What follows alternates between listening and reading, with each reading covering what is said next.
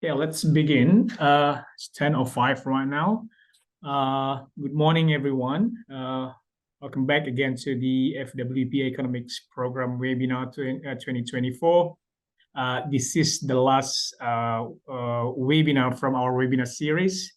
A bit of background again, FWPA, or Forest and Wood Product Australia, is an industry-owned non-profit organization, one of the 15 Rural Research and Development Corporation, RDCs, and we partner with the Australian government and industry stakeholders.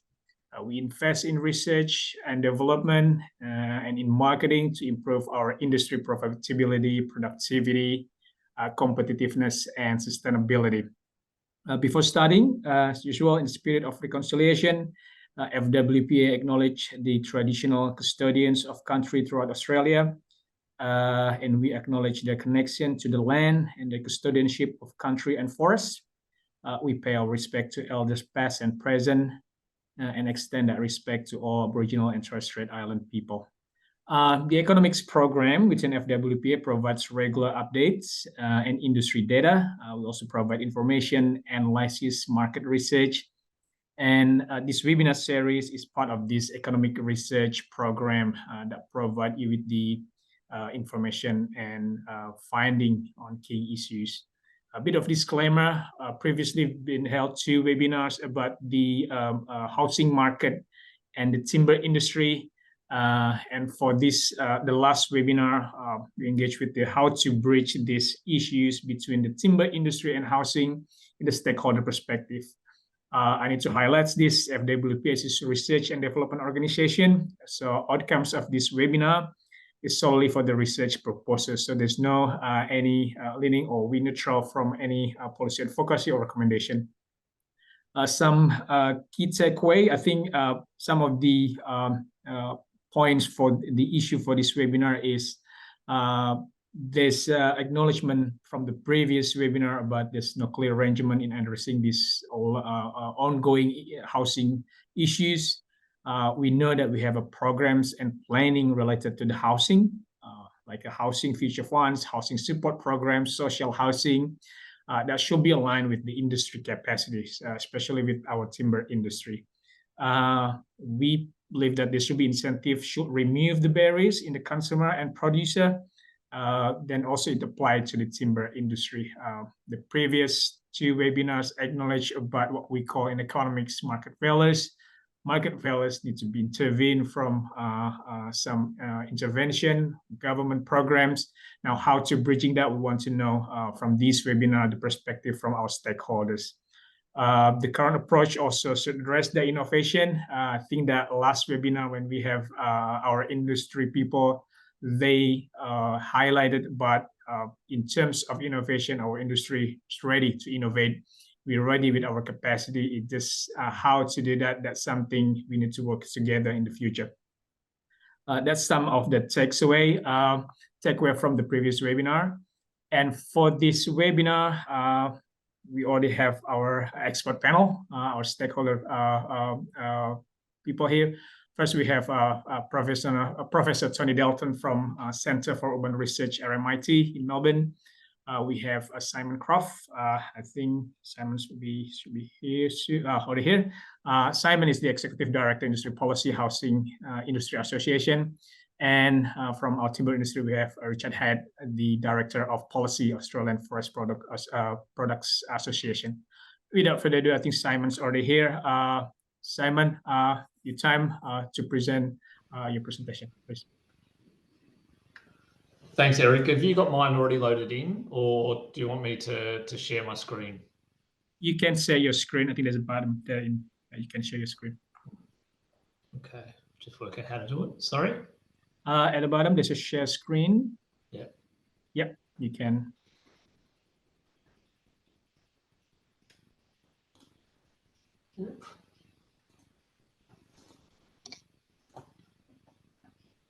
It's running now.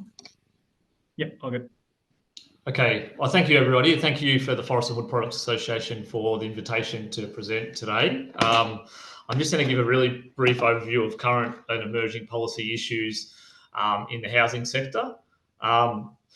And on the screen here, I've just listed out the broad range of issues that the industry is trying to navigate at the moment across the board and coming down the pipeline.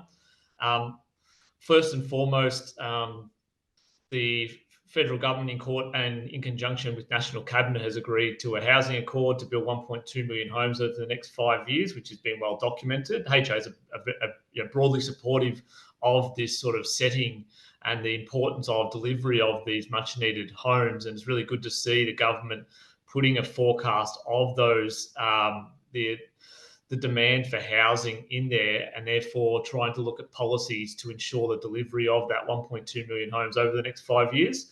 We all know there's a lot of challenges in that delivery, and we're seeing all the economic data and all the key economic indicators are all showing everything going in a downward trend in 2-decade lows and things like this, and trying to raise the alarm bells that, you know, if we don't have broader policy reform, we're no chance of delivery of that housing. But notwithstanding, it's important still to have that target of housing, which is the underlying demand that we need over the next 5 years, and that's, you know, equivalent of building 240,000 houses and apartment each year for the next 5 years.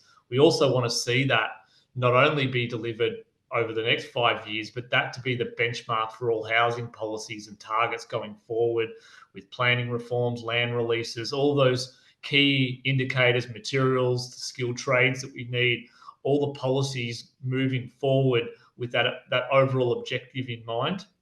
Because often what we see is governments will be talking to the need, you know, talking about acknowledgement of the housing targets that they've set, saying how they want to address housing affordability and rising construction costs. But then in the next breath, be talking about all the additional new reforms and compliance changes that they want to introduce that all add to the additional upfront cost of construction, and then add to the complexity, and all result in the delivery of those housing targets, making it harder and harder. So so I said, again, we're really supportive of that, the National Housing Accord, and looking at continuing to advocate about having the right policy settings to ensure that it can have its best chance of its delivery. Even though, you know, as I said, our indicators show that it's probably going to fall at least 200,000 homes short unless there's some significant changes and reforms over to enable that delivery. Alongside that, the National Cabinet has agreed to a national planning blueprint, which, you know, and a number of states and territories are looking at their planning and planning systems. It is a very slow burn, and again, it's one of those ones where you say it's probably often it's 1 step forward, 3 steps backwards in planning, with its reform and upzoning and densification, things like this. And they've set their targets for, you know, what they might be as 80-20 or 70-30, and then try and set growth boundaries or inclusionary zoning restrictions and all these other things that come into it, which just make it harder and harder. And we're also seeing at the same time, you know, just to get a standard house approval in something like Melbourne is still taking way, way too long, well over 6 months, even closer to 12 months in certain times, for nothing really all that out there. Just a standard single detached dwelling can really take a lot of time still. So we continually need that comprehensive planning reform and planning delays. Even, you know, the staff to actually process the applications is still really challenging, particularly in regional and remote areas. The National Construction Code 2022 has been a really challenging item for the industry to navigate. 3 major reforms, the biggest changes to the code in history, all coming in at the same code. You know, that includes the new 7-star and whole of home requirements under the energy efficiency provisions, the livable housing provisions about wider hallways, wider doorways, step-free entrances into dwellings, the condensation management changes. But in addition to that, there's been, you know, over 100 different individual changes, 25 plus Australian standards changes. Collectively, it's a major change to the code. And so hence the timing around it, the implementation's been really challenging. The energy efficiency tools haven't been available for industry to use ahead of its adoption. And now we're also just had NCC 2025 released for public consultation, whilst a number of the states and territories still haven't adopted NCC 2022. So again, that will bring more uncertainty, more change. It is the most of the NCC 2025 changes are focused on larger commercial buildings, but they are still some big changes in there for apartments and for houses around condensation, pre-provisioning for electrical vehicles, and a range of other things there for commercial buildings and multi-residential. You've got broader reforms there for commercial energy efficiency stringency. And if you think for apartments, they've had a lot of changes. NCC 2016 introduced mandatory sprinkler protection. 2019 brought in commercial energy efficiency changes. 2022 for apartments, again, had that 7-star and the livable housing. And then 2025 will be more, again, that will impact apartments as well. So those buildings which are sort of the missing middle, where we're wanting to see, and that we need to see that more approvals and more buildings of apartments, it is really becoming a really expensive product in the market. The whole net zero sustainability reforms that governments have committed to, and now starting to see what some of that might look like for future homes and future buildings, is really challenging. The gas bans has sort of been the main bit that's been talked about, that all-electric home decarbonisation, and some really challenging things going forward in that space, that will go beyond just the building envelope, also looking at the actual embodied emissions of the materials and so on and so forth. We've seen the rise of the ban, the gas ban, the engineered stone ban, the wood heater bans. Governments are sort of looking at that more punitive approach to the bans and sort of sensationalising of some of these issues. The IR reforms have been got a lot of press over the last few years about what that means for the industry. What does it mean for subcontractors? I know a lot of it was centred around the gig economy and about around that, but the scope and the scale of some of those changes are very significant for running and operating a business and having employees. The well-documented skills worker shortages, the cost of land, materials and labour still continues to increase. Off the back of the Black Summer bushfires, the floods, the cyclones and things like this, we are now starting to see that building resilience piece, and with those increased natural disasters, and what does that look like for future building codes, standards, regulation, planning?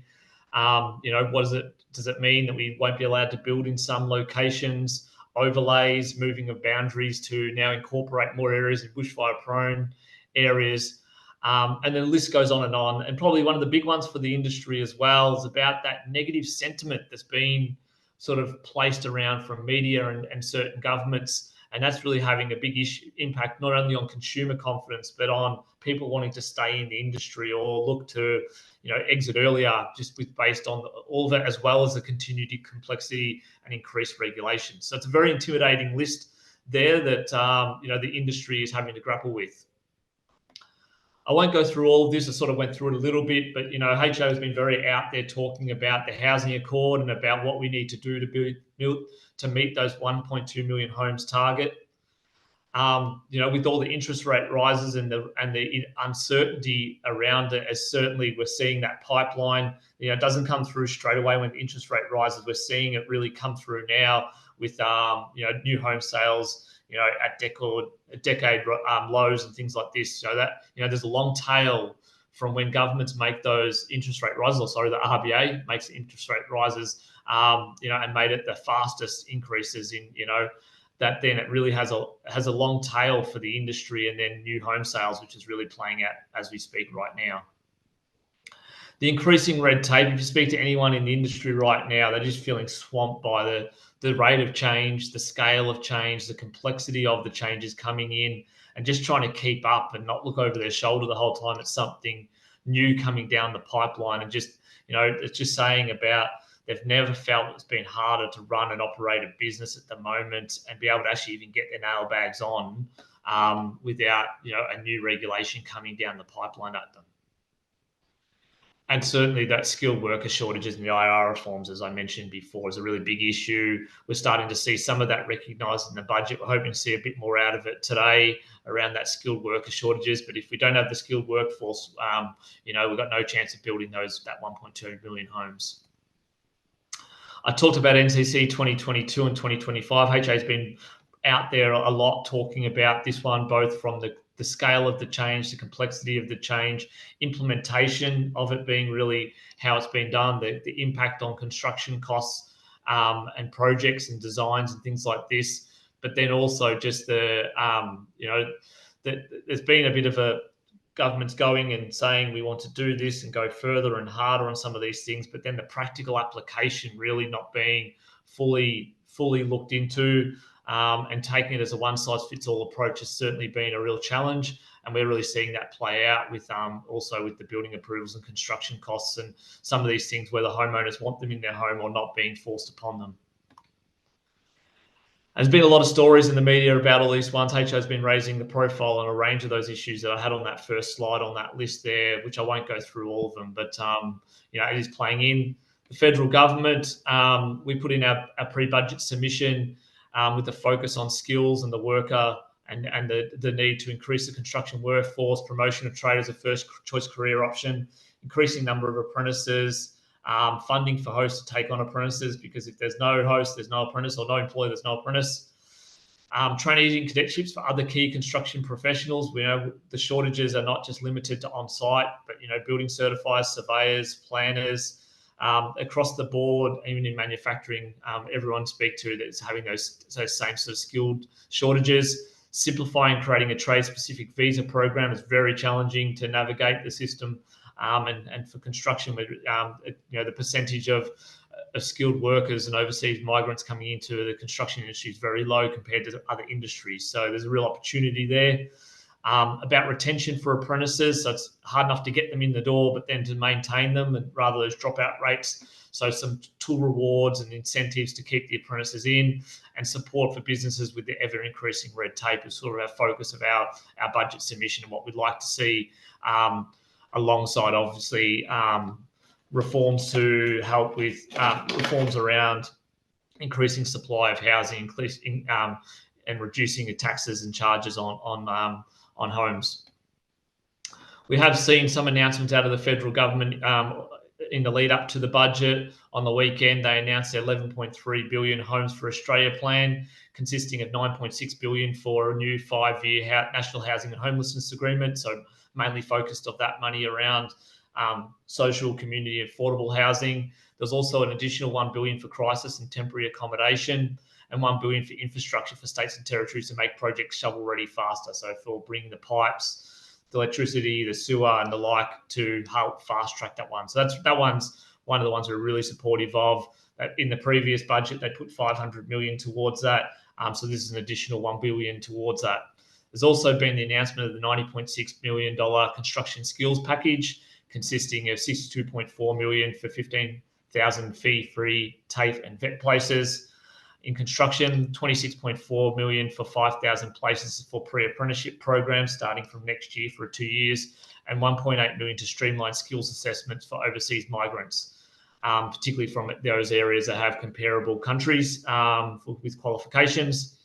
And then also, I think it's about 2,600 people who are already in the country but aren't able to work in our industry at the moment because of that skills assessment piece. So work to help streamline some of those processes. But 1.8 million for that's probably not a big chunk of money. We'd like to certainly see that one double down a lot more because that's a real significant one to get those skilled workers into our industry, as well as growing our workforce domestically. So the next federal election is no later than May next year. We're starting to see both the parties now start to shape up their policies around it. This budget will be the last sort of budget from the Albanese government leading into their election next year. Maybe it could be this year, who knows? But the latest is May next year. The coalition will make their budget reply later in the week and start to set out some of their policies. They started to talk some of them related to housing. Super for housing has been one of the ones they've been talking about. Increasing supply has been a big one around it, as well as sort of nuclear has been talked about as part of one of their aspects as well. So this is where the current standing is in terms of the seats around the country. So 77 seats to the ALP at the moment. The coalition's got 58, so we need to have quite a big swing to change government next year. And often the one-term government is unlikely. Changing after one-term government's not. It doesn't usually happen. But as you said, those independents from the last election was where a lot of those seats shifted. The independents are certainly having a big say in a lot, particularly in the Senate at the moment, about a lot of cattle trading, because the Labor Party needs to rely on them to get any policies through. So the Greens and the independents are certainly having a big say in a range of policies at the moment. What are the likely key election issues going in? The economy, inflation, cost of living, access to housing, housing affordability, the immigration, migration intake has certainly been quite polarising between the two parties. Whether climate change plays a big part this time around, like it did last election, it's probably, it might be falling down the list of importance for people with cost of living and the state of the economy. Negative gearing capital gains. Labor keeps saying that they won't be taking that to the election, but the independents and the Greens keep pushing them on this one. So we're very bold for them to take it to this election, but they'd probably be, if they win back, whether Chalmers and Albanese then brings that as a second term election issue for them remains to be seen. HA is just shaping up our election imperatives as we speak at the moment, and we're just looking at past years about housing supply as a priority, supply of new housing, supporting home ownership and the like, a population, workforce skills, similar to some of our budget things I just mentioned before, will certainly be key features of what we're looking at. There's been a lot of national ministers' meetings over the past 6 months that we've been involved in, and to have some really big things for our industry out of National Cabinet, the National Skills Agreement, the Planning Blueprint. The Work Health and Safety Ministers engineered stone ban is a really significant issue for our industry. The Building Ministers and Industry Forum, they had one just last fortnight, as well as the National Construction Industry Forum and Planning Ministers are saying to meet again, which is good. But, Planning Blueprint unfortunately hasn't been the top priority, which really it should be. We've also been having a lot of meetings ourselves with ministers over the past 6 months and just and getting a lot of more access to the ALP and some of the key minister portfolios, as well as the shadow ministers around this one, as well as at a state government level as well, with the lead up to a number of state elections this year as well, and territory elections. We've also made a number of major submissions at the moment. I know a lot of associations are really busy at the moment. It's really hard to keep up with all the different consultations going on at the moment. So it's not just the changes coming in, but it's also significant around number of submissions coming in and Senate inquiries and the like as well, on a whole diverse, broad range of topics. The whole net zero stuff is really hard to keep up at the moment as to what it all means and what it all looks like. And there's just like carbon border leakage abatement policies, climate financial reporting and the like. There is so much going on at the moment. If you're interested in learning a bit more about some of HA's positions on these things, some of our submissions and some of our advocacy work, we've got a dedicated policy and advocacy hub page on our website, so I encourage you to go on there. And I might finish it up there, Eric, in a bit of a shotgun sort of pretty quick fire sort of session there on just giving a bit of an overview of what's happening in the industry. Thank you, Simon. Really appreciate about this state. A lot of happenings from HIA perspective, but I'd like to emphasize with the presentation about the skilled worker shortages, because as I said, the outcomes of this webinar would like to provide some analysis solely for the research purposes. And that's the takeaway from the first. I can also confirm from you about this. We need more about the skilled worker shortages. Some of the programs, that data, we can use that from our analysis. We plan to doing some micro simulation, how that scenario, if we have this kind of additional labor for the construction. But I think that's very useful information. Thank you, Simon. If again, for the audience, if you have a question, you can put your question in the question box. Probably Simon will leave early. As I said, Simon, if you have any appointment with the federal budget, I know this time around we have the budget night, but I'll pass the question to Simon if you have a question. Yeah, for the next speaker, we have Professor Tony Dalton. Tony is the research in housing markets. Throughout his research, he has maintained a focus in the institutional context of policy, so we can better understand what policy outcomes and the way that different interests shape housing policy. During his time at the RMIT, Tony held senior leadership like deputy Prof. Vice Chancellor of Research and Innovation in the College of Design and Social Context, also Chair of the Academic Board, and Chair of the RMIT Fair Trade Steering Committee. Pass to you, Tony. Thank you, Eric. I trust everyone can see the presentation, and I thank FWPA for inviting me to provide this talk. I'm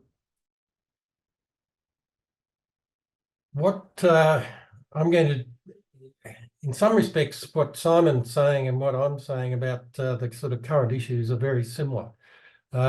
We've got, however, a very important context for understanding our housing system. And I just list these here and go through them really quickly, is that we're a highly urbanised country. We are, by definition, a suburban housing system predominantly, although that's beginning to change. Home ownership has been absolutely central to the way in which we think about ourselves as Australians. And we have these expectations about the way people will move through different tenures. And associated with that set of gender relations, the way in which men and women within the housing system have in the past and have been then now changing, the relationships around housing is very, very important. And a lot of debate about that recently. Our system is based upon economic growth and population growth, and has been for just particularly in that post-war period, but even before then. And then we rely on a market to deliver our housing. And we then add to that some government measures, and Simon's just been talking about some of the more recent ones and ones in prospect. But primarily a market system, and then we intervene in a variety of ways to try and adjust that market. And the other thing is the way in which we think about our natural environment, that our assumption has been that there's abundant national resources that will always be there to be able to keep on extending our urban systems and housing within that. We're at that point now, I think, that the system is being disrupted. And there are four that I would identify as being absolutely fundamental to understanding what's going on. That we've got this declining housing affordability. I'm going to say a little bit about each of these in a moment, but this is the summary.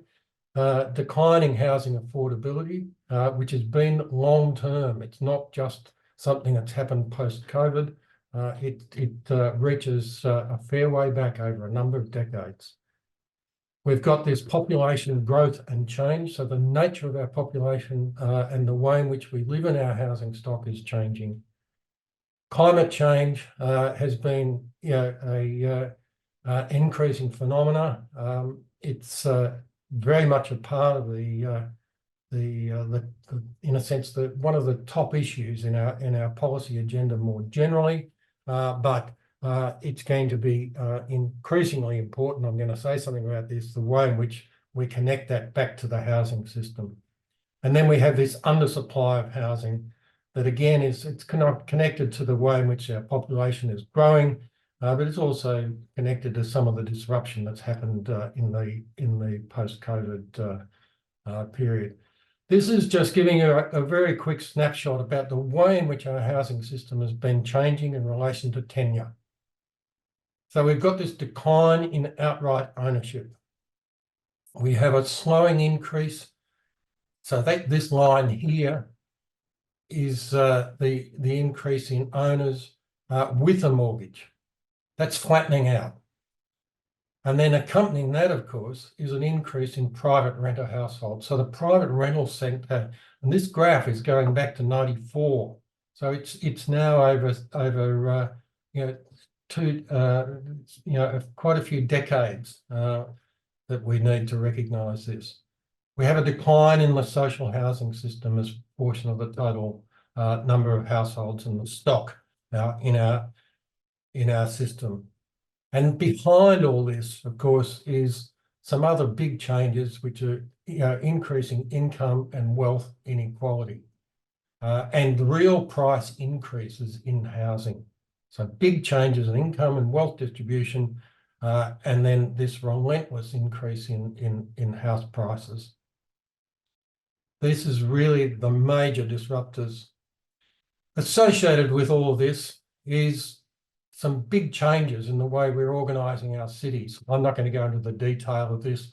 This is recent research coming out of Sydney University that tells us that we've got this increasing gentrification and the steepness of the inner and outer area price gradient. So the difference between prices of houses and land on the outer suburbs to the inner suburbs is becoming much more apparent. We have inner areas gentrifying, connected to the better paying jobs that are in central business districts and around the CBDs. Overall, our cities are becoming more segregated along socioeconomic lines. So where people live, different levels of income and wealth is becoming more apparent in our cities. Sydney's the standout one, but it's also happening in Melbourne and in the other capital cities. The tragedy in all this is that we have this phenomena of homelessness, so that between 51 to 48 people per 10,000 each year are becoming homeless or have an experience of homelessness. And that's people living in severely crowded dwellings has increased, where the insecurity of their housing is pronounced. People living in boarding houses, rooming houses has increased. This sort of very temporary form of housing, and other sorts of living arrangements which are temporary. And then, of course, there's people who are out without any accommodation. And so this is now become a feature of Australian society, in particular our large capital cities, but also our regional cities. Household growth and change. We've got this, the standout feature in this is the Institute of Family Studies slide, is the single person households are increasing and family households are declining. So in a sense, who we're building housing for and who we're trying to fit into the existing housing stock, the way in which they arrange themselves in households is changing. We've got some ageing going on, a lot of it associated with increasing life expectancy. We've got a decline in working age population, the sort of issues that Simon was talking about before in terms of getting apprentices and other workers is attached to this. So a growing population, but at the same time, people working in it, we've got some decline. It's a very diverse, culturally and ethnically diverse, because we have 28%, more than a quarter of our population are born overseas. Capital cities are still very important, dominant within our system, and they have higher population growth than regional cities. This is a long-term one. Yes, there's been some noise around the post-COVID or during COVID period, but overall, capital cities are still the magnets for population growth. So then we have climate change and housing. So this is another disruptor. So we have these extreme weather events: droughts, floods, heat waves, storm surges, cyclones, bushfires, all of which are affecting our cities. And again, Simon was talking about some of the regulatory responses to some of this, which are very, very important. But we've got this process of damage and destruction and unlivability of our housing stock because of what's happening with extreme weather events. Some settlements simply being wiped out by floods. We've also got, and this is really just starting to come onto the policy agenda, we're starting to see it with one of the ministers' meetings recently, beginning to recognise that we have housing connected very directly to the way in which we use energy in our society. So we have carbon emissions, we have vehicle emissions, because of where people live, and particularly the lower socioeconomic groups who have to commute more by using vehicles, which are still, overwhelmingly internal combustion engines. We still have gas use in our residential housing. We have coal-fired electricity, although that is decreasing. And we have new materials manufacturing. So, the dominant ones there, of course, concrete and steel for the construction of housing. But also we have waste flows going out of the housing system, which have got this embodied energy in them, and the future use of that waste is really, really important. This is just a set of headlines from the Melbourne Age, which tells you why Simon's so busy in the sort of processes that he's engaged in the policy process in and around Canberra. Lots of ideas, lots of debate coming through, and the undersupply is well and truly on the agenda. We have a new body called the National Housing Supply and Affordability Council. I'm going to come back to this at the end. We have a forecast housing supply will total about 9,000, which is less than the 900,000, which is less than the target that's set in the National Housing Accord. And all the early signs are that even that forecast for supply might be too optimistic. With a national, which is admittedly, they say, an ambitious target of 1.2 million dwellings. The way in which we're building housing is changing, and what this does is give you a value of work done on housing and other residential. In the ABS terminology, other residential is apartments and townhouses. And what we can see here is an increasing share. These dotted lines are the linear trend line. Is that it is slowly increasing its share. The other residential, that is apartments and townhouses, slowly increasing its share of the geographically. We need to understand where all this is happening. Most of the houses are built on fringe greenfield land. Most apartments are built on inner city and middle ring land. So it's a lot of it is a redevelopment process on what we might call greyfield and brownfield processes. As I say, a small increase in multi-residential and a decrease in houses. So there's an underlying change in trend, which is, I think, really important to understand. Then I want to look briefly at the industries that we rely on, just to give you a sense of the way in which they're organised. Is that there is a bit of overlap, but there's two distinct housing industries. There's house construction and there's multi-unit apartment and townhouse construction. Those industries are organised quite separately in terms of the people who get going with the housing construction and the multi-unit apartment construction are different actors. It's very geographically dispersed, overwhelmingly dominated by small builders and a few large ones. Capital intensity is low and cash flow is the dominant economic model. Productivity increase is low.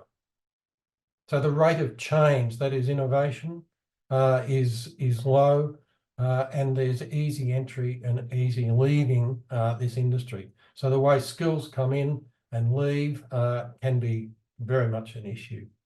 It all rests on household purchase demand.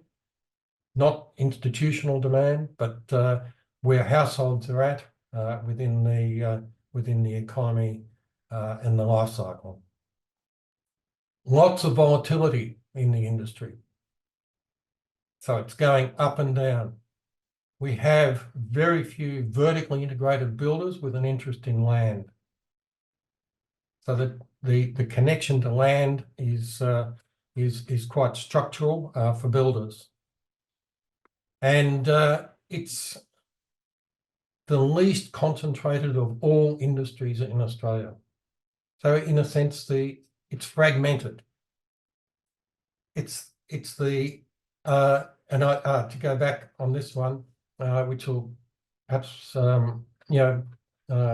speak to a lot of knowledge in this room. This is a supply side of the way in which builders. It's really just illustrating builders are at the end of supply chains. Many supply chains, each with their own features and complexities that must move towards low carbon. Now, this is timber, and it's well placed.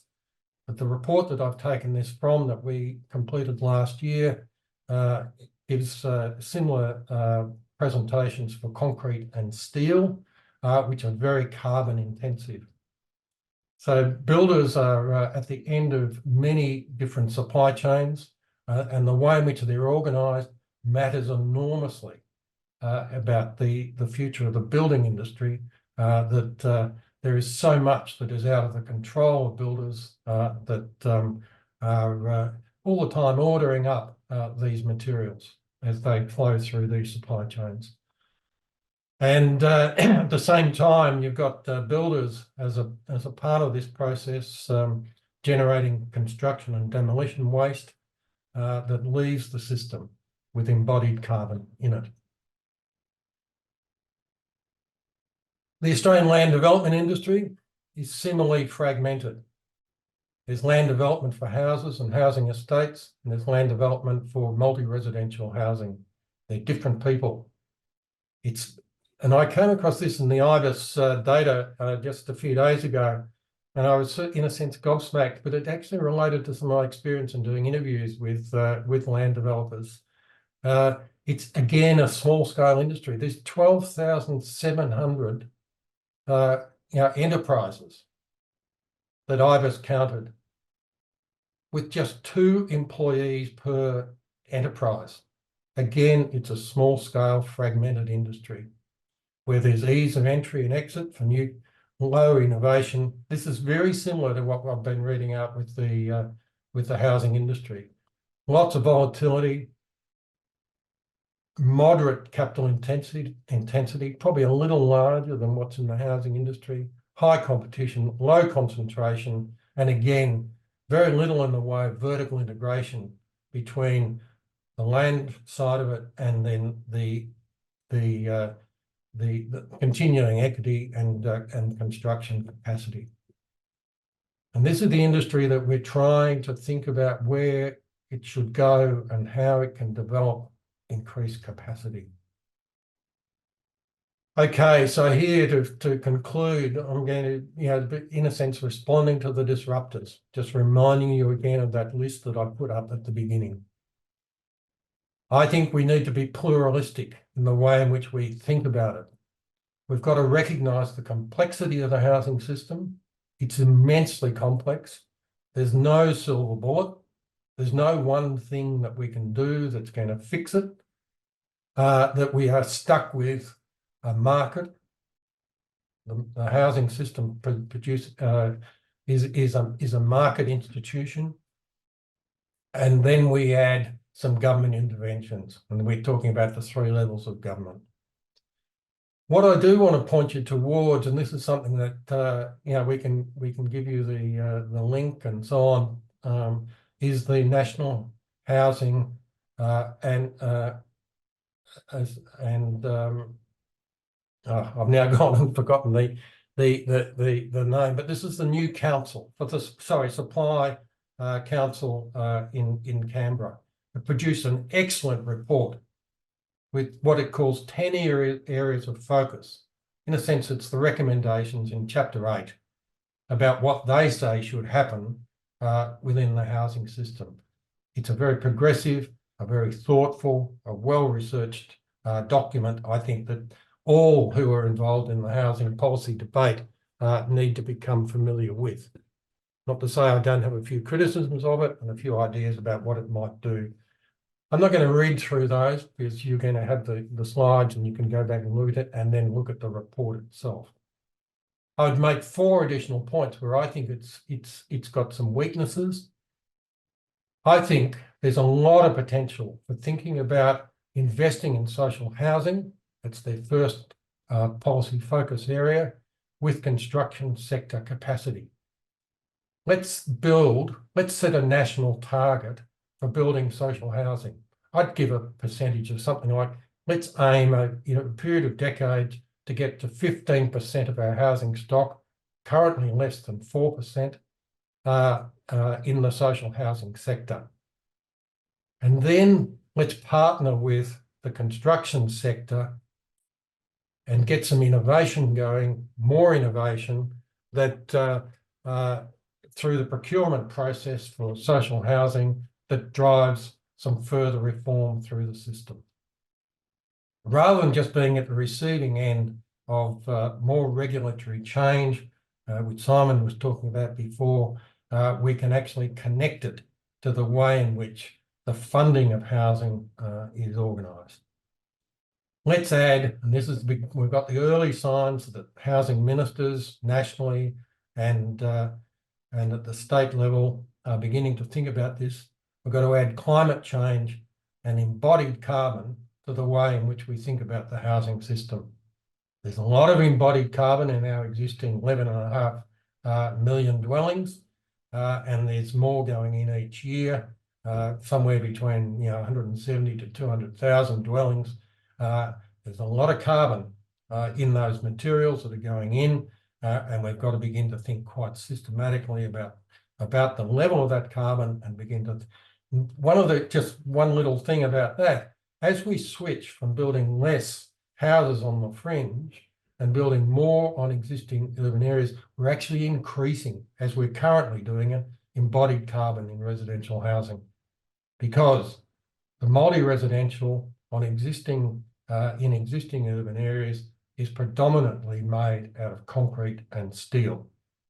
We've still got a lot of timber in the houses on the fringe, but although less, as steel moves to try and take over the framing of houses, we've got increasing carbon in our new forms of multi-residential housing, and it's an issue. But there are some answers.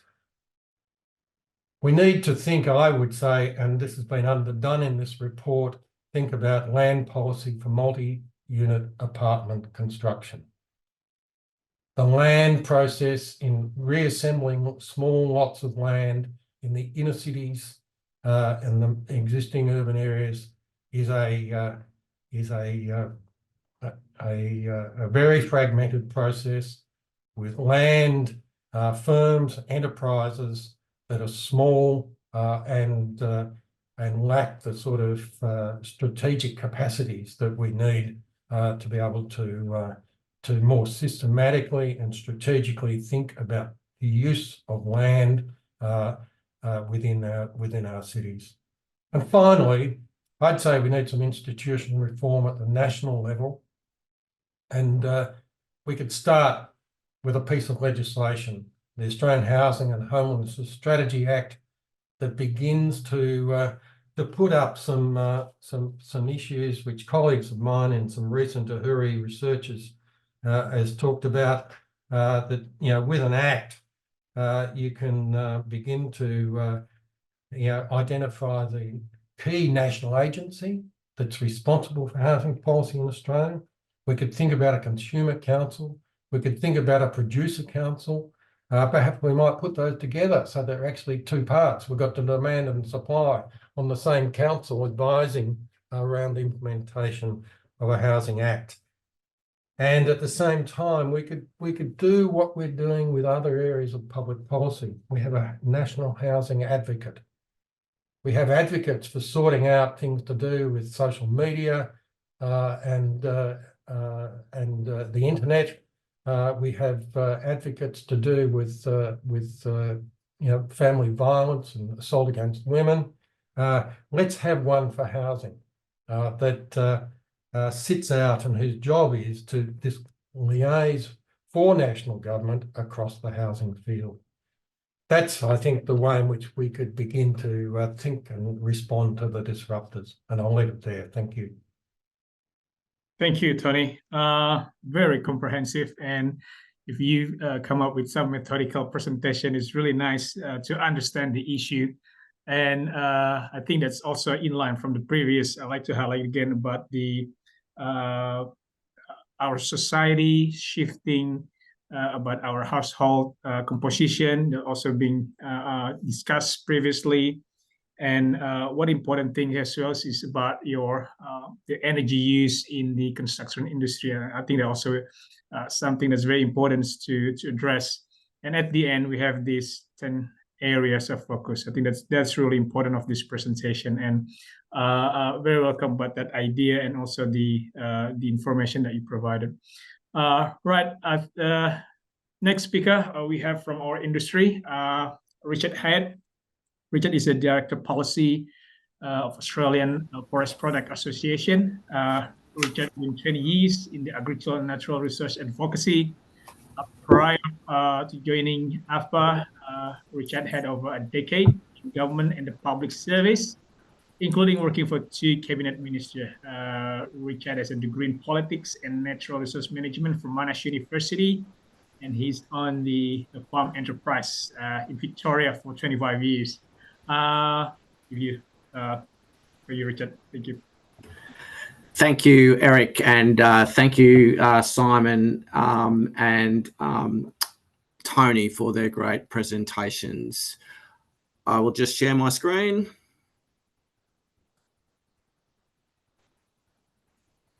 Okay, fantastic.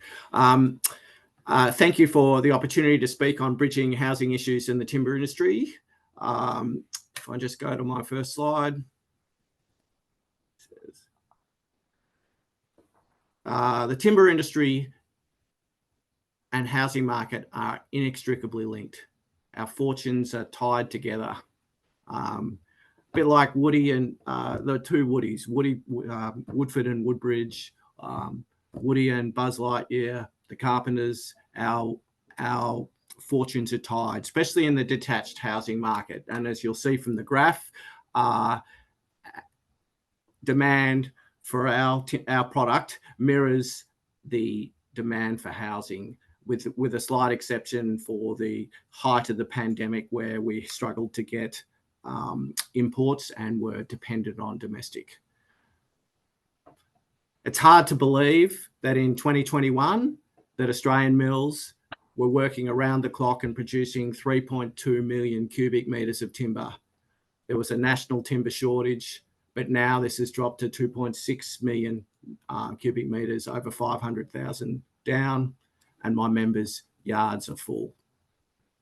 This amounts to enough timber supply for timber frames to build well over 50,000 homes per year, perhaps closer to 75,000 when you account for the fact that our members are diverting timber to lower return markets due to lack of demand for timber for housing. Dwellings commenced have dropped from 66,000 in the June quarter 2021 to 35,000 in March 2024. This is lower than the March 2020 when the COVID hit at the bottom of the housing trough and everybody thought the market would collapse. And the 12-month rolling total of dwellings commenced has dropped from 226,000 in December 2021 to 150,000 in 2024, in March 2024. And this is well short of the 240,000 government needs to meet its targets. HIA and master builders both forecast severely depressed housing construction market over the short and medium term, and it's with its severity linked to the level of interest rates. Interest rates, combined with a number of other factors, have created a wicked problem where, despite the acute shortage of housing and the strong demand for housing, nobody wants to build a house. The housing market is strong, but everyone wants to buy an established house and won't commit to building one. In Canberra, I was speaking to a real estate agent the other day. People have bought houses to knock down and rebuild, are on selling those houses and buying house ready to go instead of building one. And an event I recently attended in Sydney with Minister Collins, one of the largest builders in New South Wales stated their deposits were down 20% and their cancellations up 100%. This has happened due to a combination of factors which provide a significant level of uncertainty for market. The home builders are reluctant to commence projects due to the economic uncertainty, interest rates, and confidence in the sector and construction company collapses.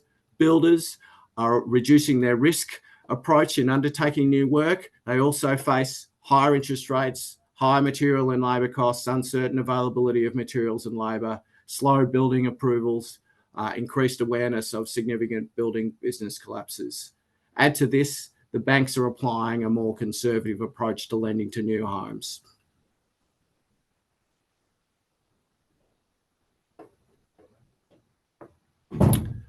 There's a growing body of evidence that as we continue to internationalise markets and the digital economy brings the world closer together, that economic peaks and troughs are aligning. This means that when our demand for goods and services is high, other countries' demand is also high. COVID is a great example. If you look at the graph, traditionally we import 25% of our timber for housing and construction from international markets. However, during COVID and the global construction boom, we couldn't access the timber along with steel, appliances, plumbing fittings and other building materials. This accentuated price rises and for builders that didn't have existing supply arrangements and tried to scale up during the COVID boom. This appears to have been a significant reason for increased insolvencies as builders took on more work, but then had to pay exorbitant prices for imports or couldn't access materials to meet their commitments.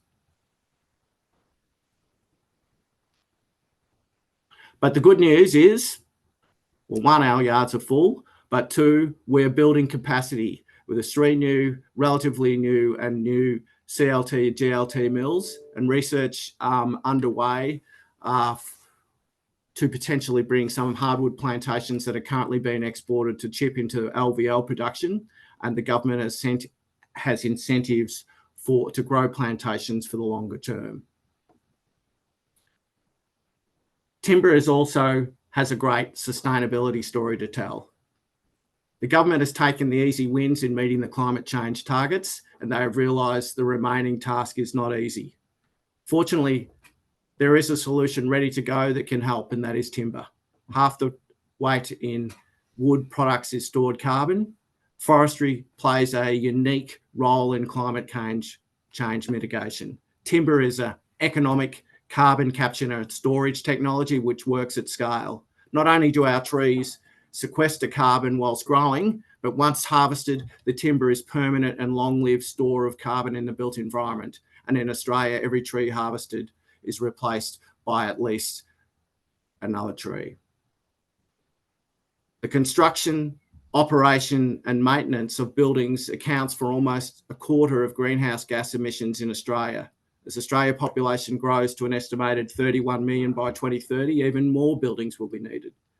The choice of wood or steel by a home builder makes the difference between starting with either a healthy CO2 emissions credit or deficit.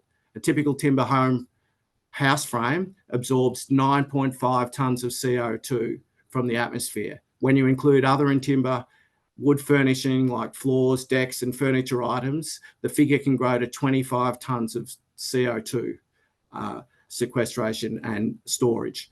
And then there is the added benefit of replacing products like steel, concrete and ceramic tiles that emit large amounts of CO2 in their production. The government, as Simon has already touched on, so I'll try not to repeat myself too much, the government has already committed to a number of initiatives the $10 billion Housing Industry Future Fund, the new $2 billion Social Housing Accelerator, increasing maximum rates of Commonwealth rent by assistance by 15%, a $1.7 billion a year extension of the National Housing and Homelessness Agreement with states and territory, and also the initiatives that they've already announced in the budget, with the $90 million for work to boost the number of workers in the construction sector, and expanding the scope of the National Housing Infrastructure Facility to be able to fund social and affordable housing as well as enabling infrastructure. We expect there will be more announcements in the budget around housing. The governments are not going to meet their targets and are scrambling to deliver initiatives that will help them. There will still be initiatives that focus on social and affordable housing, but we're hopeful there will be initiatives that help detach housing, including build for rent, which is important for our industry. Despite all the activity, we've just had the lowest month of detached housing approvable since 2012. And the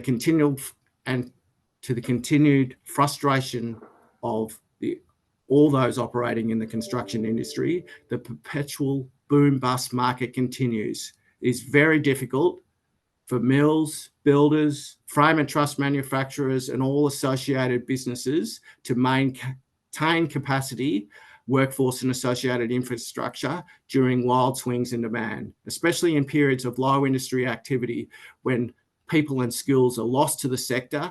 The ability to get staff back with the right skills and tight labour in a tight labour market is very difficult, making the ability to recover much slower. And building on what Tony said earlier, it also is a major deterrent for innovation in the sector. So so what can we do to shift the dial? More radical ideas. I think the housing, Simon already touched on. I don't think the government want to touch negative gearing, but pausing negative gearing except for new housing development could really boost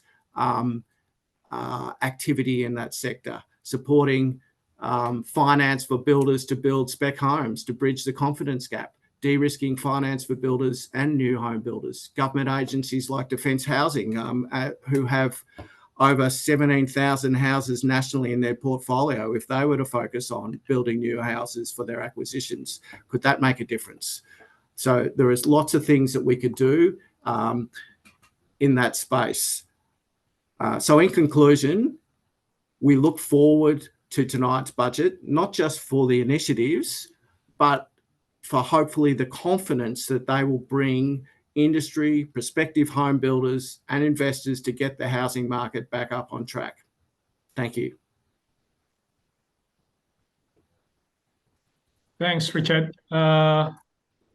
Very clear from our industry. I think this is also a highlight about our comparative advantage of a timber.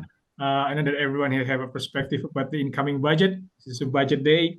But I'd like to, again, part of our campaign in the industry is we need to measure of the construction industry as a true economic cost. If we're doing that, we will see that timber is actually the lowest if we want to have this comprehensive measurement, and we will come up that in the carbon storage, carbon emission, timber is the advantage of that material. And that also Richard provide with the radical ideas. I think that's from our perspective that will be very beneficial for our audiences. And I like to audience, if you have any question for particular speakers. I already received one of the message here questions. Simon's still within us. Thank you, Simon. I think there's one question for you here through my messages here about the shortage, skill shortages issue. The question, I think, it's do you have any previous evidence of programs to address labor shortage in the housing industry, whether it's worth or not, compared with the incoming plan. Any view, Simon, with that? Okay, just a nice easy question just to start me off there, Eric. Skills and construction. But I'll probably add a couple of things. The federal government has had a program in place for employer incentives to take on an apprentice. That's been very, very effective. That program is going to finish at the end of this financial year. That's where it's a real worry for us. That's been a as I said in my presentation, without an employer, there's no apprentice. Often we see programs that are targeted for the apprentice, which is really important too, but often gets missed is the employer. And the employer has such a critical role around it. So we're trying to get Minister O'Connor to realise to continue the current program. They're going at the moment, the federal government's doing an apprenticeship scheme review that's not actually going to be finishing. It's only submissions being finalised tomorrow. And then, recommendations and everything that come from it. So we think that that's very timed about it, but that's been a very successful program that was bounced off the COVID stimulus for people taking on an apprentice. So that's my first one. The second one I would mention is in the past, the government has also had some programs for employer apprentice mentoring programs for industry associations and others around this one. That was a really effective program as well that was unfortunately ceased. As I said, it's really hard to actually get someone in the door in the first instance, but then you have up to 60% dropout rate for apprentices in their first 12 to 18 months. So that wraparound support apprentice mentoring is really critical because you've just started to train them up. They're just starting to get it in there around it. So they're two really important ones. The other bit I'll just mention is everyone's interested is we've got a HA in our pre-budget submission that we put back into January this year. We had a really big skills focus. That was a primary focus rather than trying to cover the field in everything that all the presenters have talked to today about. But we've talked about skills, workforce development, workforce shortages, promotion of the construction industry and just the trade as a first choice career option. As people are going through schools often, and I remember back when I was doing high school a couple of years ago, Eric, only a couple, the schools would uni, and if you're not a good student, then you go to a trade. Where our industry, it's a career. I started out as a tradie on the tools. I didn't finish high school, and opportunities that exist, be it through on the trade, running and managing your own business, CEO of a construction company. Most of our big CEOs all started out as either domestic carpenters, concreters, or bricklayers. So the opportunities that exist and government's promoting our industry as a first choice career option, and engagement around that, and VET as a really equal, if not opportune piece around it, that you don't come out with a HECS debt of, that's what Richard could talk about, indexation of it, which has just gone crazy and through the roof around what people's debts are now about doing a trade or doing VET and coming out, learning on the job. There's a few. I've probably got a few more, Eric, around it, but there's the really big ones for me would be promotion of our industry as a real career, as a first choice career option that's never endless. Then about apprentice mentoring programs, there is some that's at the moment, but that wraparound support is really, really important, and employer funding to take on apprentices and their role, because it's getting so hard with all that complexity of regulation that I mentioned about, why would you take someone on if you've got all those risks around it, that, we need to give that support to the employers as well as the apprentices. Thanks, Simon. I'd like to have a few as well from other speakers. Tony, please. If I might ask both Richard and Simon to back on the timber question, because it's, it is very important the way in which we engage with the issues of climate change. What is the potential for timber to be involved in the densification of our cities with increasing its use in multi-residential development and moderating, because we'll never get rid of it, moderating the use of steel and concrete as the structure? And so we have CLT, we have LVL type technologies, which are new, but we also have the traditional stick built. And I noticed, the way in which Fraser's, built down there at the Green with a stick built structure, but it really hasn't taken off.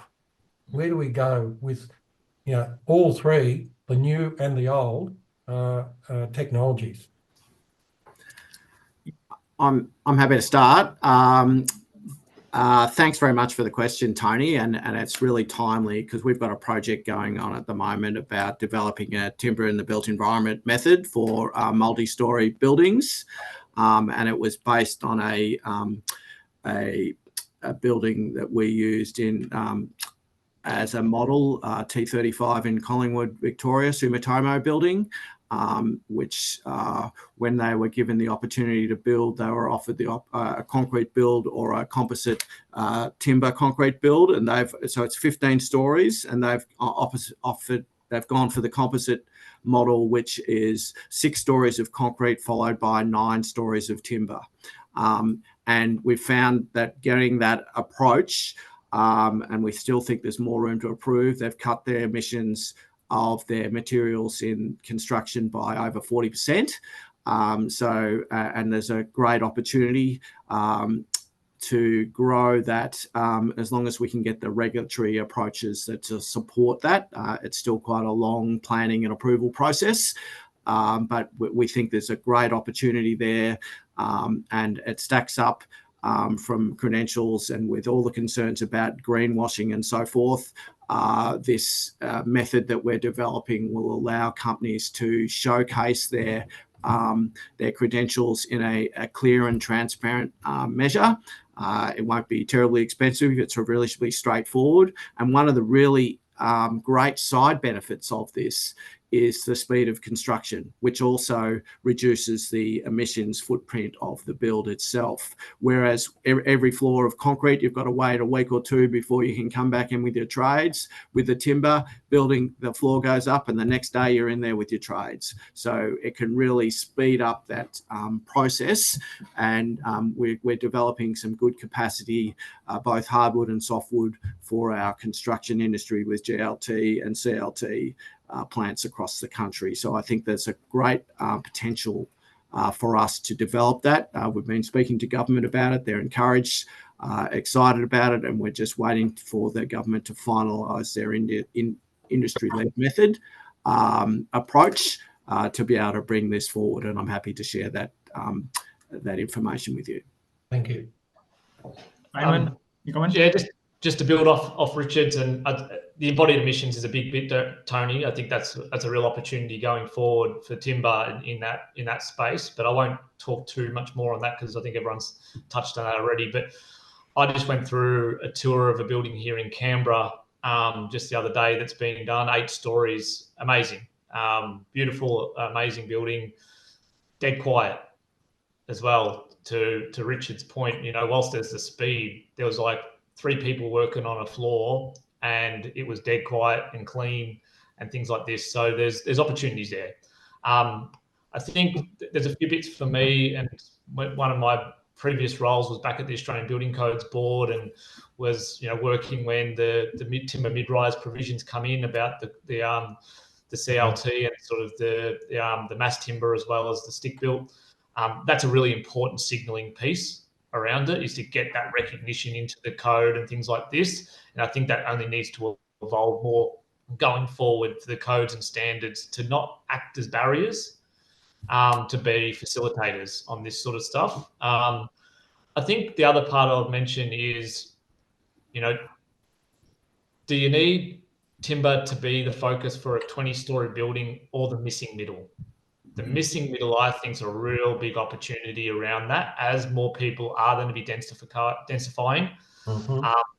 You know, as we're seeing more and more residential class 1 builders moving into that low-rise class 2 space, that is a natural space for timber to live in around it. And that missing middle is where we need to do majority of the construction going forward. So the last bit I'll mention would be, as we're moving to more systems-based construction, wall systems, floor systems, roof systems, we'll naturally see traditional materials used in different ways.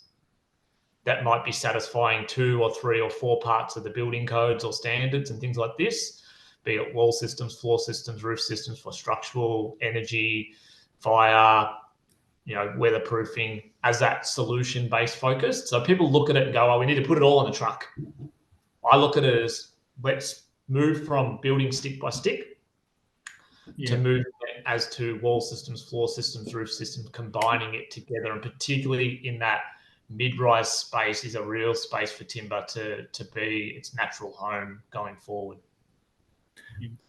And if I can just add, Simon raised some really great points, and it's really important that our industry and the building construction industry work closely together to deliver really good outcomes. We've got a great relationship with HIA and the master builders, and delivering those outcomes is really important.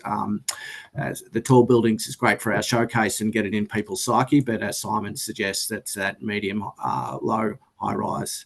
That's going to be a really important space for us. Yeah, and this is also the information for our audiences that FWPA in the process in relocating from our office to that 335 building in Collingwood. So also very exciting. And Tony or everyone in here, speakers, feel free if you want to visit us in the new building. It's part of the our campaign to promote this, using mass timber for the building. I have these 3 questions coming to me. Also, just to mention that probably we will finish early for this webinar, but I still have 3 here. Second question, probably from all of you. There's no specific, but this question about the public housing. This is one from our market analysts.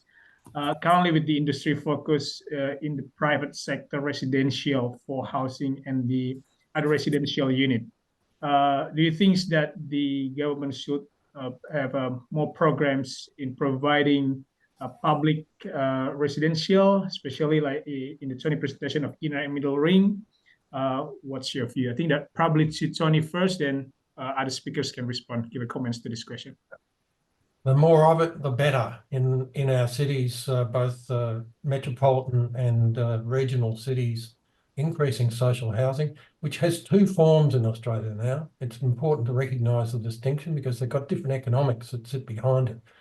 One is the public housing system, and that's provided by state housing authorities.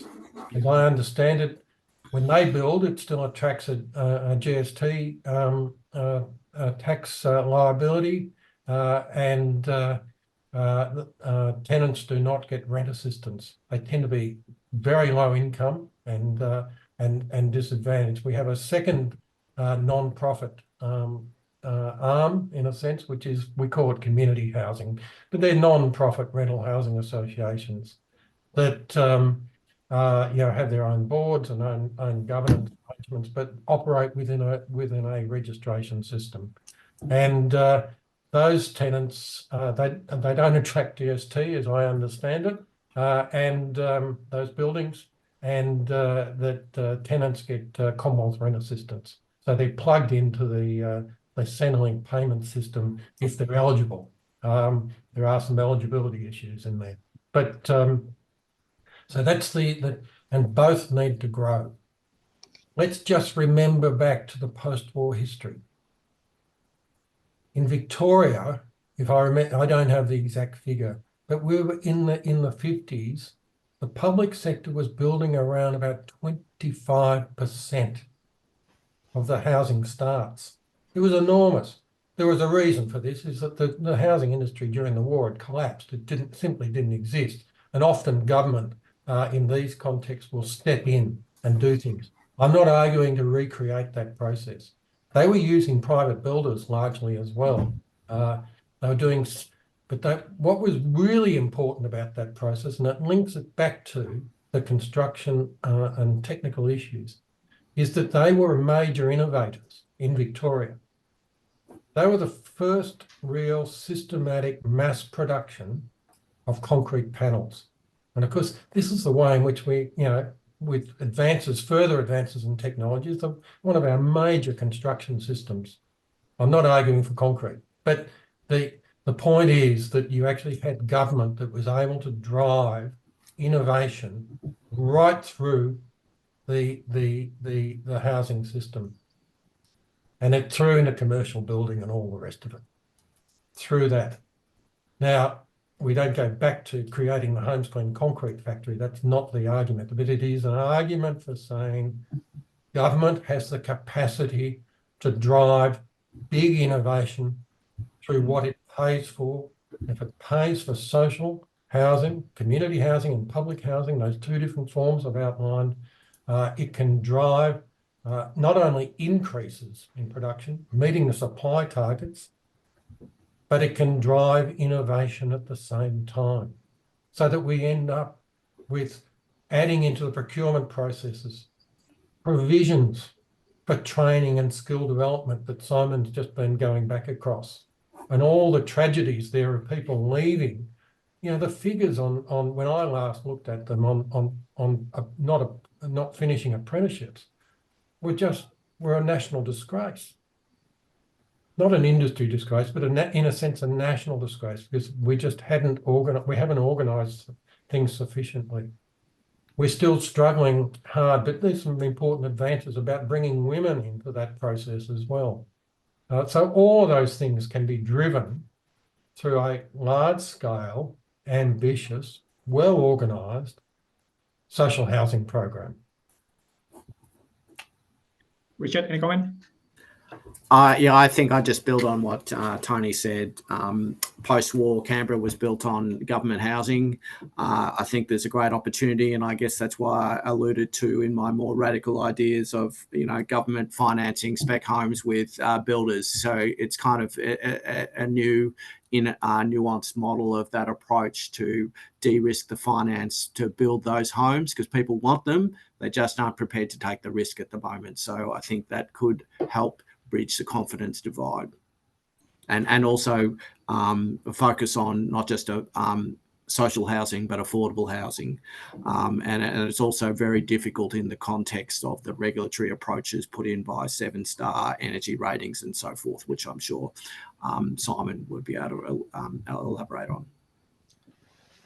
Yeah, Eric, I'll just add a couple of extra. I won't go over what my other colleagues talked about around it, but HA talks about a housing continuum, which is about all different types of housing from either fully private to fully subsidised housing. We need more of all of it, and if one bit falls down, the other parts of the system hemorrhage more. So we need, across all of the spectrum of that continuum, more housing. How governments go about it goes to some of Tony's points. We are starting to see some things like inclusionary zoning, quotas on new builds. They're really challenging things. If you're buying and spending 1.2 million on a new apartment, do you want 25% to have affordable housing in that apartment in central CBD Melbourne, or do you then have zoning and planning putting a new tower in Officer 2 hours out of Melbourne to have those quotas? So it's a complex piece that we, hence to Tony's point on a national plan is really important around this one, as it's not a simple fixed item. The last bit I would say is, there is government-private partnerships around this for the building of those dwellings, but often the government programs can limit who can build them. Some of the stuff you have to meet from Office of Federal Safety Commissioner accreditation to actually be able to build some of these things means that majority of people don't qualify. In Tasmania, some of our members, only 2 companies were able to qualify for it at the moment. So there are some barriers at the moment. So it needs, again, that holistic approach to it, not Band-Aids around it. It's a really important point, but if you just try and throw one bit at it, you don't properly address it. You just come back to more fundamental, more broader issues around it. So we're certainly supportive of it around it, but it needs a really well thought out plan of attack around it, and getting a number of different government departments to be talking to this one. We've been very supportive of the National Housing Australia Future Fund around it. We support it. We've been advocating for the budget to double down on that investment as well around it. But we need to do it in the right way. Right. Thank you, Simon. That's very comprehensive. I still have another 2 questions here. There's one question from our people in the industry here, and she asks about the insolvency in the construction industry. With the continuing the insolvency of the construction industry, will that impact the housing supply and the timber industry in the short term? I think that this is pretty wide. I'd like the speaker to respond to this, but you see on the news there's a lot again and again about the insolvency in the construction industry. Probably Richard, you wanna respond first about the what's in the short term impact the timber industry and the housing supply, but is insolvency in the construction industry? Well, I think it's mostly had an impact on confidence in people, for new home builders to go into the market and start that journey. So I think that is the key thing. It's obviously it's been quite a pet topic of the media, which may be accentuating a subject beyond what may normally happening. Simon might be able to speak to the normal situation, but it's obviously COVID has provided circumstances with lack of access to materials internationally, which has accentuated the problem. But hopefully we're getting back to some normality now, but we just need some confidence for people in the market. So I think that's my biggest take out from that. Ivan? Yeah, I'd double down. Confidence in the market's a big piece around it. Going forward, we are starting to see it stabilise, but as Richard said, it's sensationalised. There's always insolvencies in all industries. And no matter how big or small they've been, the news.coms and ABCs of the world, like to list out every single one and just keep doubling down on negative stories around it. And not trying to downplay it, there have been much higher than normal insolvencies off the back of COVID, off the back of the fixed price contracts issue. It's well documented issues around it, but and it's terrible for consumers. It's terrible for the trades. It's terrible for the builders as well.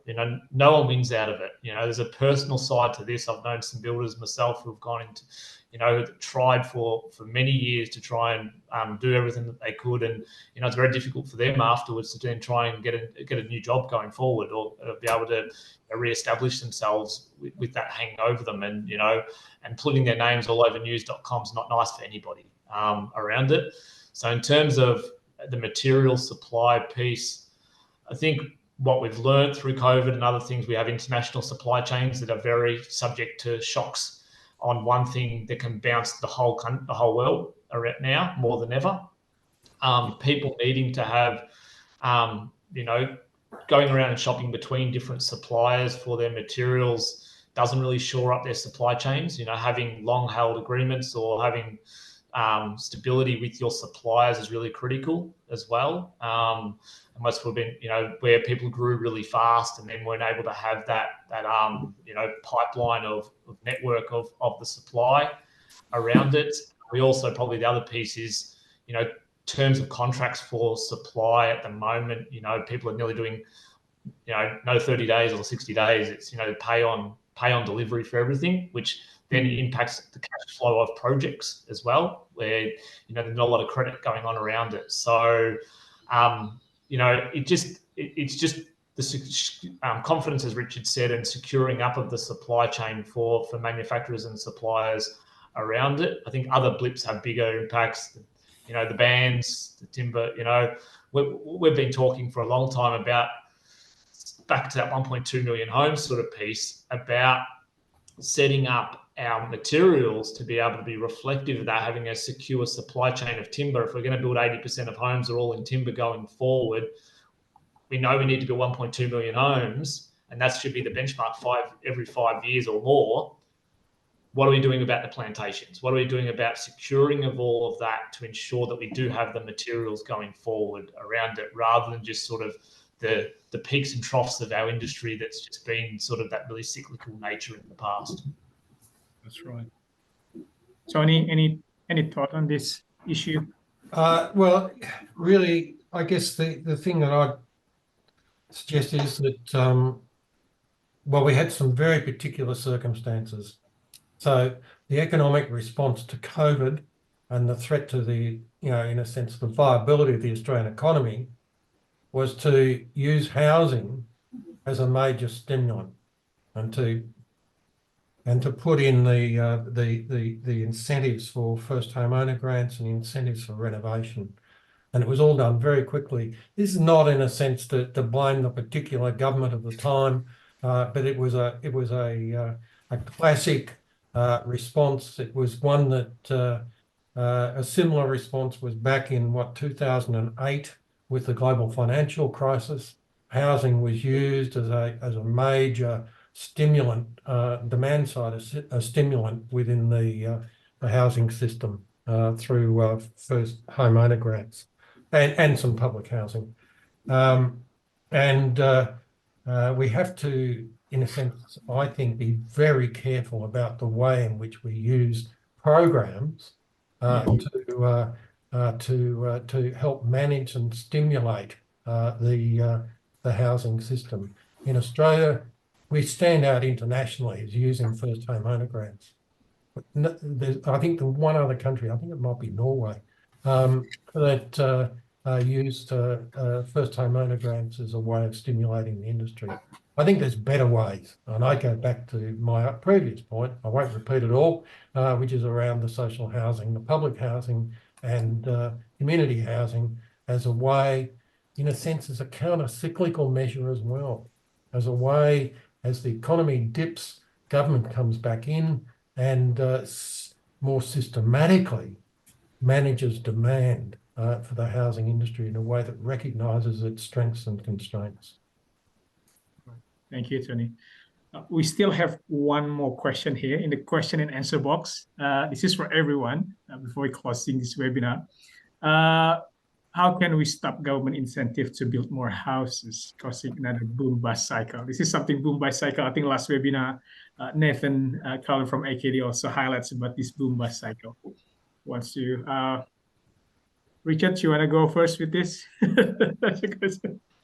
Yeah, well, it is the really big, difficult question because our industry is linked to the housing market so much, and you see over history over the last 30 or 40 years consistently have ups and downs in the industry. And how do we even it out to get that better capacity? Is it as Tony suggested, like we did in the 50s with a bit more government intervention to stop the lows rather than to create the highs? How do you do that in a way that doesn't overheat or overreact in the market? So it is a complex problem, but from our perspective, building capacity in skills, building capacity in sovereign capability to give us the best chance to have all the pieces to meet the puzzle needs is a good place to start, I think. Right. Thanks, Richard. Simon? I'd probably just come back to, and I've been reiterating about the 1.2 million homes. We need 240,000 homes and apartments per year, every year going forward. Yep. That's full stop. And that only just meets demand without growth. Our immigration settings, are intrinsically linked to this. So we need all policies going in that direction, be it planning, skills, building code standards, regulation, the forestry rules, embodied emissions or energy rules, all of it need to be swimming in this direction to enable that to happen, with supply being the primary focus around it. So, you know, that's critical around it, and that should be the benchmark. Not just sugar hit to achieve it once. It's the benchmark, and that's for us the stability, aligning policies all towards it, which we've never done. You know, even in the COVID, you know, we've never built even a million homes over a 5-year period, so 200,000 per year. The COVID, I think we got up to 227,000, and now we're going to be back at about 165,000 this year. So that's a big differential. Where the numbers that we're talking about, 240,000, as I mentioned, year on year, is what we need. And we need all policies and all governments and all levers working in that direction. And every time they want to put a new tax or a new charge on something, we get less of it. Tony? Look, I won't repeat some of my points from before, but it's stopping the lows, I think, was the term that Richard used, and that can be, you know, that just goes back into the way in which government operates to help manage levels of demand, levels of supply, and the public sector is an important part of that. But the other point that I would add, and I think it's an appropriate illustration back from the timber industry, is systematically understanding the supply chains associated with materials, particularly if we want to make the transition. So in timber, we're still, what was it, Richard, the percentage of timber is imported? We're very 25%. 25%. But one of the things that's failed in the Australian context, in the timber area, in terms of producing it locally or national, you know, within Australian landmass, is our plantation policy. As plantation policy has you know, had some successes, but also has some severe difficulties in producing timber for the future, because it was associated with all sorts of other economic drivers. So, you know, the logging and sawmill industry, right there at the beginning of the supply chain, simply doesn't have the supply that it could have built over the years with modern technology that links it, you know, digitally through to what's being required for residential house building. And we've really got to work hard on sorting out those supply chain processes, particularly in a transition. Thank you, Tony. I think that's all the question I got from this webinar. And for the closing remarks, what's next after this webinar? I think I mentioned before, we have the first, second, and this is the third FWPA economics program. Will summarize all the insights and knowledge from the webinar into a report, and the recording webinar will be available in our website. That report also be available in our website. I'd like to thank again all the speakers in this webinar. First webinar, we talk about the property market, migration, urban planning. Second webinar, we talk about our industry capacity, talk about our innovation, and the industry, particularly timber, we're ready with the challenge of how we address this imbalance between supply and demand in housing. And this third webinar, we have all this insight and knowledge about what's the stakeholder perspective, the intervention. I want to highlight, like Simon said, we need everything. We never been built 240,000 houses per year. This is quite ambitious, but we need full force. All the force that we have, we need to better planning, need a better skill, code, regulatory, energy, and sustainability. So all that aspect that we need to address to minimize the gap between supply and demand. For this, again, I'd like to thank Professor Tony Dalton, Richard Hyatt from APA, Simon Croft from HIA. Really appreciate sharing your knowledge and expertise to this webinar. I will provide later on with the report. I think that's something that we want to the audience and the industry, all the stakeholders can see what's the benefit from this webinar. And yeah, we have a budget day today. Hopefully that also in line what we discussed today. Everyone's very looking forward for the budget night. I know that everyone's also busy going to the parliaments. Want to see what's the budget in there. But again, thank you. Thanks for the audience, especially those who following the webinar 1, webinar 2, webinar 3. We will summarize, we'll provide on our website, and we will see you again for the next economics webinar FWPA. Thanks everyone, and have a good day. Thank you. Thank you.